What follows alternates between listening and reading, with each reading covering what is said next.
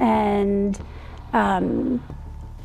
I think the weight that it put on Ashton, it's kind of a natural thing to pull back when somebody's, clinging too tight.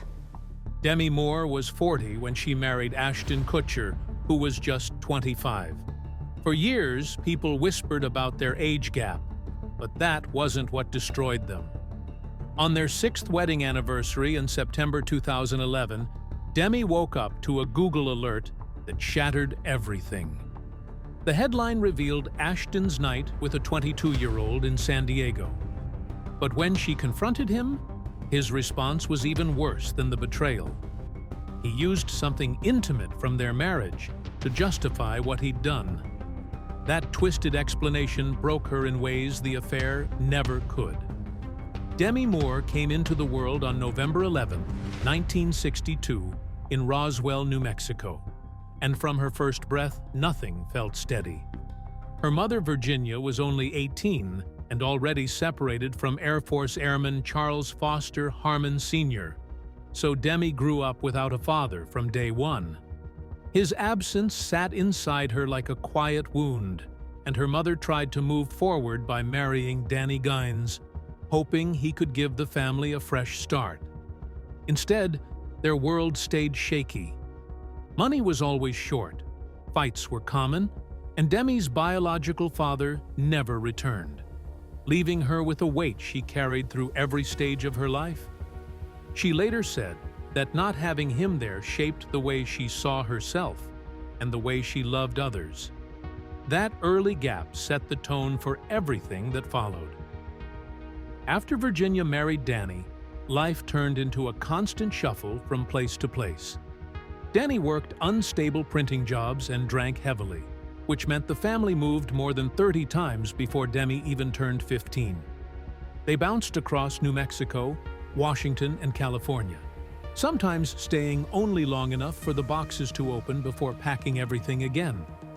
Demi never had a school that felt like hers. She never had friends long enough to keep. Debt collectors, arguments, and her mother's arrests pushed them from one town to another until the idea of home felt like something other families had. She said those years left her feeling like a visitor everywhere she went, always bracing for the next move. Home wasn't a safe place anyway. Danny's drinking fueled explosive fights with Virginia that often turned the house into a battlefield. Demi and her half-brother Morgan watched plates break, doors slam, and voices explode until they were afraid to fall asleep, not knowing when the next blow-up would come. The worst moments came when her mother's addiction spiraled so far out of control that Demi once had to reach into her throat and pull out pills after a suicide attempt. She was still a child, but that night forced her to act like an adult, and she later said it was the moment her childhood ended for good. The fear, the noise, the chaos, all of it stayed in her long after she left home. When she was 6, her grandmother tried to protect her by taking her in for a short time in Roswell, giving her a small pocket of calm. It didn't last. She was soon pulled back into the chaos, and by 12, her mother was arrested for drug possession. That arrest was only one in a long line of charges that included drunk driving and even arson. Demi learned early that she had to take care of herself because no one else would. Police visits, lawyers, and sudden moves became normal. Every one of these moments carved a deeper sense of abandonment and taught her to rely only on herself. The deepest cut came at 18, when her stepfather Danny died by suicide on October 20th, 1980, just a year after divorcing her mother. She had grown up angry at him, afraid of him, and also strangely dependent on him because chaos was still a kind of connection. His death left behind a confusing mix of guilt and grief that she could not sort out. In her memoir, she said his suicide was a turning point, reopening every childhood wound and pushing her into battles with addiction and identity that would follow her into adulthood. One of the most painful memories came even earlier. When Demi was 15, She was raped by 49-year-old landlord Basil Dumas, a club owner with deep Hollywood ties. She said he had a key to their apartment and used it to get inside one night. After he assaulted her, he mocked her by saying that her mother had taken $500 from him in exchange for access to her. Her mother later denied this, but Demi wrote that the betrayal cut deeper than the assault itself. She never reported him and carried the trauma alone. Dumas died in 1997 at age 68, and nothing was ever proven in court, leaving Demi with a scar that never received justice. By 16, the chaos at home became unbearable.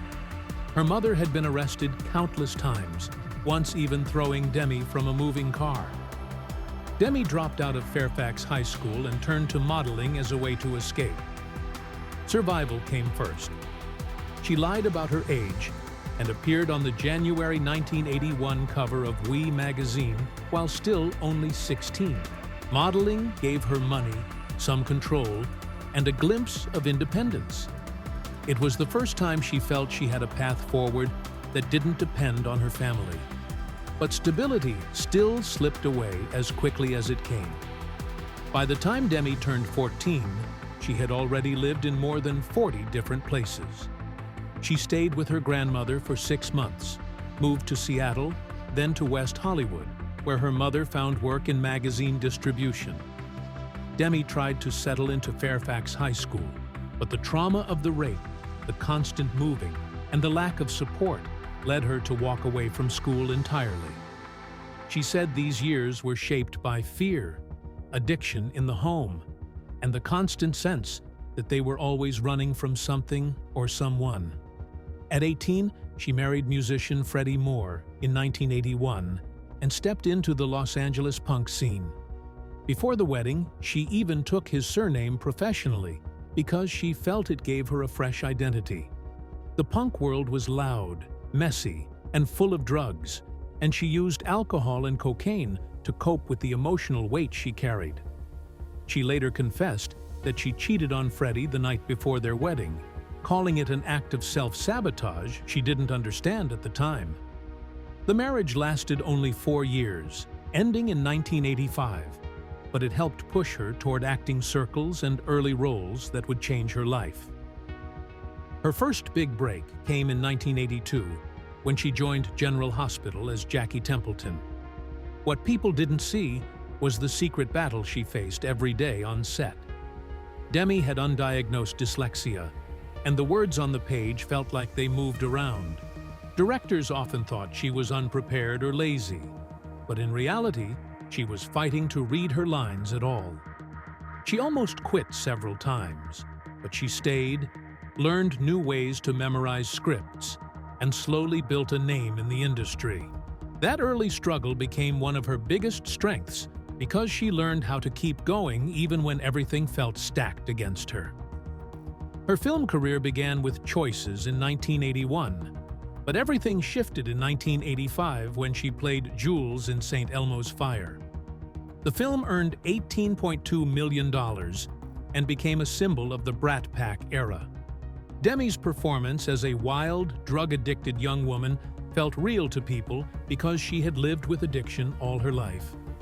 Audiences saw her vulnerability and her fire, and she suddenly became one of the faces of the 1980s. A year later, she shocked audiences in About Last Night. The nudity, the emotion, the rawness, all of it stirred controversy.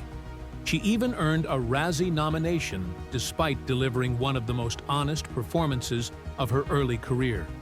The film earned $18.2 million and pushed her further into the spotlight, showing that she was willing to take risks and expose parts of herself that other actresses avoided.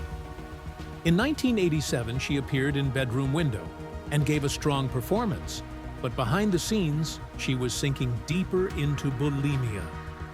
She fainted during filming more than once, pushed by the pressures of Hollywood and her own internal battles. The movie made $17.6 million, but what mattered more was that Demi began realizing the cost of success. The industry's expectations fed her illness and made her feel like she had to be perfect to survive. Her television role on Wise Guy in 1987 added a new layer to her fame, but her personal life kept following her into every success. In later interviews, she admitted that she had cheated on Freddie Moore the night before their 1981 wedding, calling it a sign of her emotional confusion and grief.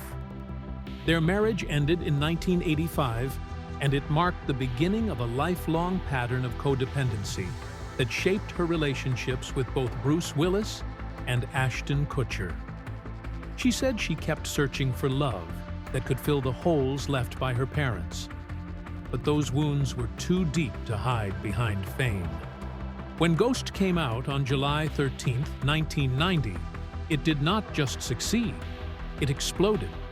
The film earned about $218 million worldwide and became the third highest-grossing movie of that year.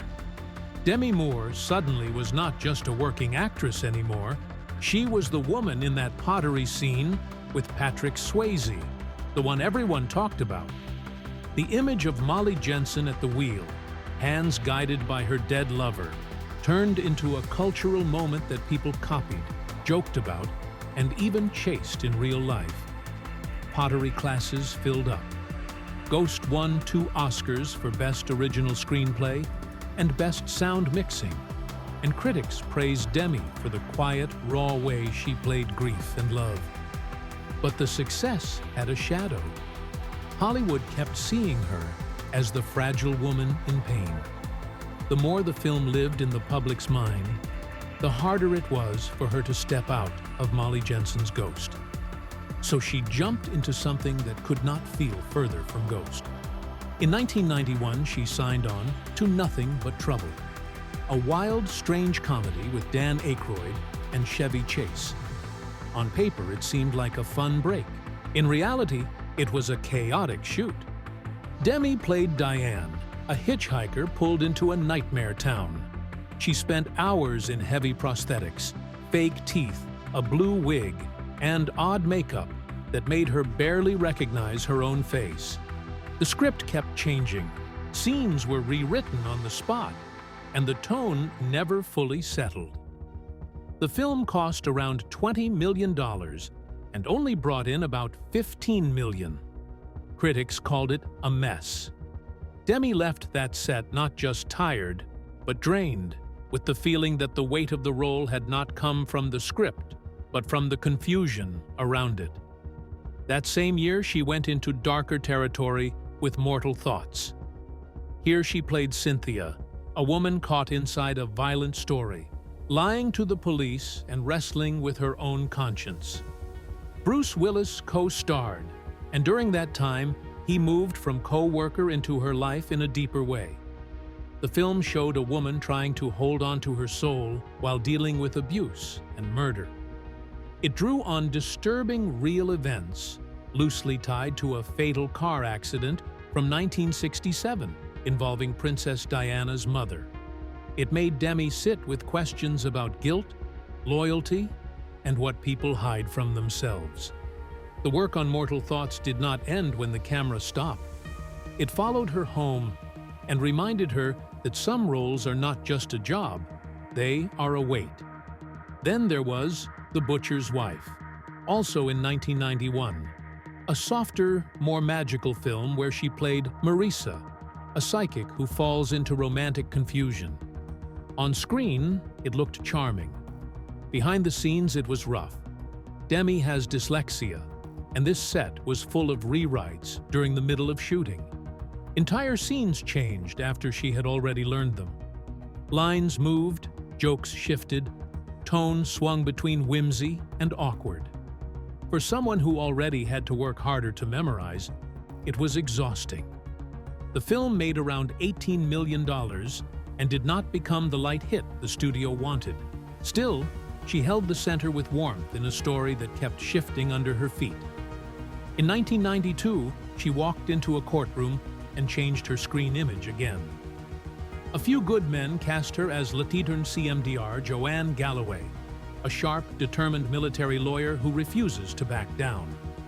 The film, with Tom Cruise and Jack Nicholson, brought in more than $243 million worldwide and turned into a classic.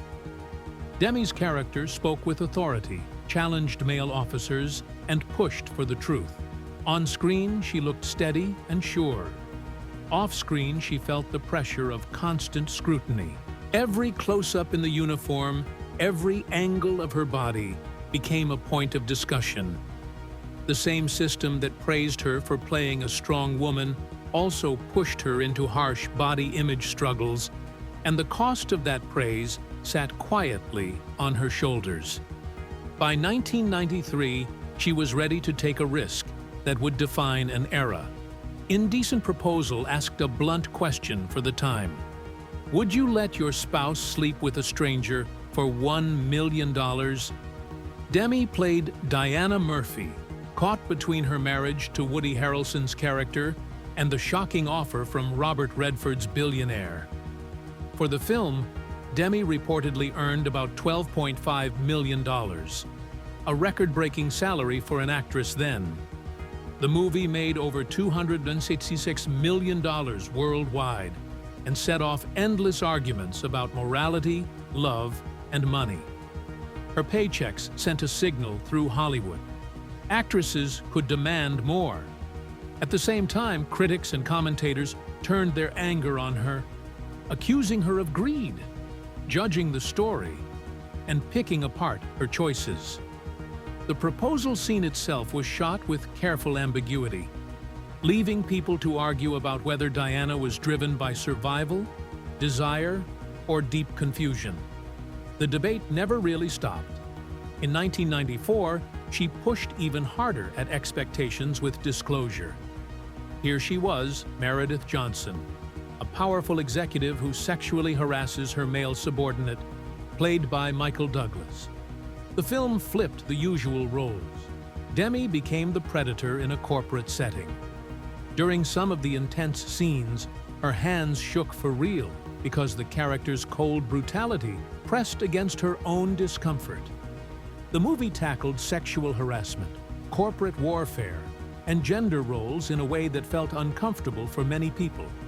Casting her as the villain was a bold choice, and disclosure made about $214 million worldwide. It helped cement her image as someone willing to take a role that made audiences angry or unsettled rather than just adored. In the middle of these big swings, she also helped shape a softer story. Now and Then, released in 1995 but set in 1970, followed 4 women looking back on their childhood. Demi played the adult Samantha and also worked as a producer. The story drew from real memories, seances, missing gravestones, messy growing-up years. Demi pushed for accurate 1970s details even when budgets resisted. The clothes, the music, the neighborhoods, all had to feel real. The film drew about $35 million in the United States and found a quiet life in the hearts of viewers who had grown up in that kind of small-town world. On set, the younger cast, including Christina Ricci and Rosie O'Donnell, formed friendships that lasted long after the cameras stopped. For Demi, this project showed a different kind of power, the kind that comes with guiding a film from behind the scenes. But success does not stay steady. The Scarlet Letter in 1995 was a blow. Demi played Hester Prynne in a costly adaptation of the classic novel, set among strict Puritans and packed with heavy passion scenes. The movie cost about $50 million and only earned around $20 million. Critics tore into it. She received a Razzie Award for Worst Actress. The same industry that had celebrated her record earnings now turned her into a symbol of excess and poor taste.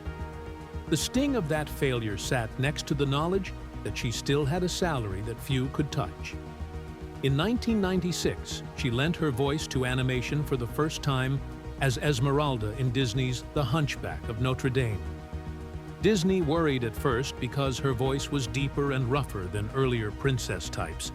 But that was exactly what made Esmeralda feel human. Demi recorded some of her songs while dealing with a throat injury. pushing through pain to give the character both strength and vulnerability. Working closely with Alan Menken and Stephen Schwartz, she helped bring to life songs such as God Help the Outcasts, where Esmeralda stands inside a church and prays for others instead of herself. The film earned over $325 million worldwide and helped shift Disney toward more complex, flawed heroines. That same year brought Striptease. Demi played Erin Grant, a mother who becomes an exotic dancer to fight for custody of her daughter.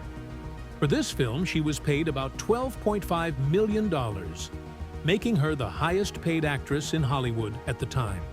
She trained with real strippers, learned routines, and even performed live during shooting. The project sparked protests, moral outrage, and even death threats aimed at her for playing a woman who took control of her own body to survive. Her real daughter, Rumor Willis, appeared as Erin's child, which added another layer of emotion for Demi every time she walked onto the neon-lit stage. The movie made about $113 million worldwide, but critics were brutal. Many shrugged off her work as trash, ignoring the effort and the risk behind it. The world praised her record salary and then punished her for what she did to earn it. Then she did something most stars of her level avoided. For G.I. Jane in 1997, Demi shaved her head and trained like a soldier. To play Lieutenant Jordan O'Neill, the first woman to go through a Navy-style special operations program, she spent weeks in intense physical preparation. Under the supervision of real Navy SEALs, she pushed through periods where she did around 1,000 push-ups a day. At one point, Ridley Scott tested her by demanding 1,000 push-ups straight as proof of commitment. She finished in about 3 hours. During filming, she ruptured an eardrum from an underwater stunt and dealt with chronic back pain from the strain. The movie earned about $112 million worldwide and turned her into a rare figure, a woman leading a hard military action film at a time when such roles almost always went to men. The cost was written into her body. The damage did not stop with bruises and pulled muscles. Around this same period, while working on The Juror in 1996, Demi's private struggles reached a frightening level. She played Annie Laird, a juror terrorized by a killer played by Alec Baldwin. Many of her panic scenes were ad-libbed, her breath and fear coming straight from the pressure she felt. After the punishing training for G.I. Jane and other roles, she slipped into a dependence on prescription painkillers. The pills helped her handle the strain, then began to control her. She later said that there are stretches of The Juror she barely remembers. The movie itself received mixed reviews, but critics noticed the real terror in her eyes. Off-screen, she began facing the reality that her career drive and physical sacrifice had pushed her toward addiction, and she had to start climbing back through therapy and rehab, a climb that would take years. Even while her acting roles swung between praise and backlash, Demi was changing her position inside the business. In 1999, she appeared briefly in Austin Powers, The Spy Who Shagged Me, playing herself in a playful cameo. What people did not always see was that she was also a co-producer through her company, Moving Pictures. She fought hard over her compensation, refusing to accept a standard small fee for a tiny role because she knew her name had real value. The film went on to earn around $312 million worldwide. Her stance sent another quiet message through the industry. A woman could insist on better pay even for a small appearance and treat every deal as a chance to push the line a little farther. In 2000, she took on Passion of Mind, a drama about two lives split between Paris and New York. She played twin women, each dreaming of the other's world. To pull off the split-screen scenes, she had to act with precise timing, often performing against her own pre-recorded movements and voices. The work demanded intense focus, She also connected the role to her own past with dyslexia and childhood pain, drawing from the feeling of never quite fitting inside one clear identity. The film only earned about $3.6 million on a $20 million budget and was labeled a flop. Still, it showed her ongoing hunger for risky, psychologically demanding parts, even when the box office did not reward her. All of this career turbulence was happening alongside a complicated personal life. Demi married Bruce Willis in November 1987 after meeting him during the time around Blind Date. In 1988, their first daughter, Rumor, was born. Scout followed in 1991, then Tallulah in 1994. On the outside, they looked like a Hollywood power couple. He had Die Hard and other blockbusters. She had Ghost, A Few Good Men, Indecent Proposal, Striptease, and record salaries of $12.5 million. Inside the marriage, pressure grew. Willis wanted her to lean more into family life.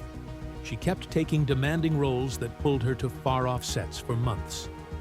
They also struggled with his gambling, especially poker, which she later admitted she sometimes enabled. Over time, their connection frayed. By 2000, they divorced, calling it mutual and doing their best to raise their daughters with respect. The split became another lesson for her in letting go of an image that looked perfect from the outside. Her relationship with Austin Powers did not stop at the cameo. As a producer, she worked behind the scenes to build the franchise and negotiated her own roles and rewards. After the divorce and the loss of her mother, Demi stepped back from constant acting. Alcohol pulled at her again. She slowed down her production work to grieve and to be present for her daughters. Even in that pause, her earlier producing deals served as proof that she had carved out a place in the business that was more than just a face on a poster. In 2003, she returned to big studio spectacle with Charlie's Angels, Full Throttle. At 40, she played Madison Lee, a former angel turned enemy. She trained hard for wire stunts, fight scenes, and the much-talked-about bikini moments. Few people knew that not long before filming, she had suffered a miscarriage. The loss left her raw and grieving, yet she still stepped into a production that demanded her body be on display and judged. The film did well at the box office, but the reaction hit her in a different way. Instead of celebrating her strength at 40, many voices focused only on how she looked. She later said she felt flat afterward, as if the public gaze had hit the grief she carried and turned it into gossip. After Charlie's Angels Full Throttle came out in 2003, she slipped out of Hollywood almost overnight. She was 40, still one of the most recognized stars in the world, yet she felt hollow inside. Reporters kept zooming in on her body, especially that bikini scene everyone talked about. She said she felt lost, like she no longer knew who she was behind all the attention. So she backed away for almost 15 years. No big roles, no red carpets, no Hollywood rush. During those years, she focused on her daughters, on producing, and on activism, especially fighting human trafficking. But she also slid into old habits and ended up in rehab in 2012 for addiction, codependency, and anorexia after suffering a mild seizure at a party. It was a painful, strange chapter because she had walked away to find peace, yet she still fought the same demons she thought she had escaped. When she finally returned to acting in 2008 with Flawless, she tried something new. She played Laura Quinn, a diamond firm negotiator in 1960 London, which meant she had to speak with a British accent. She rehearsed for hours every day, even though she struggled with dyslexia, which made memorizing lines much harder. Critics said her accent sounded more continental than British, but she pushed through anyway because this was her first attempt at rebuilding a career she had stepped away from for so long. It was not a blockbuster, but it proved she still had the fire to keep going. Then came Happy Feet 2 in 2011. It sounded simple because she could record from home and be near her family, but that same year the world saw pictures of her looking painfully thin, and the rumors spread fast. Fans whispered about anorexia. Reporters dug into every angle. Moore later admitted she had battled eating disorders for years, long before she voiced an animated penguin. The pressure of Hollywood beauty standards, her divorce from Ashton Kutcher, and the weight of her comeback all crashed into each other. It was one of the hardest chapters of her life, and she could not hide from any of it. She eventually spoke out and helped open conversations about body image and mental health. Later in 2011, she appeared in Margin Call and gave a performance that critics called one of her best. She played Sarah Robertson, a risk manager trying to hold her company together as everything fell apart. The boardroom scene that everyone remembers was filmed in only 24 hours. No time to rehearse, no second chances, just raw pressure. Moore connected with the character's fear and control because she was battling her own chaos in real life. People who watched the movie saw a woman in full command, but behind the scenes, she was fighting to stay steady. By 2017, she surprised everyone with a cameo in Rough Night. She was 55, and suddenly cracking jokes on screen, improvising her lines, stepping into comedy even while she privately struggled with body dysmorphia. She had carried those insecurities since the mid-1990s, when striptease forced her into a public war with her own reflection.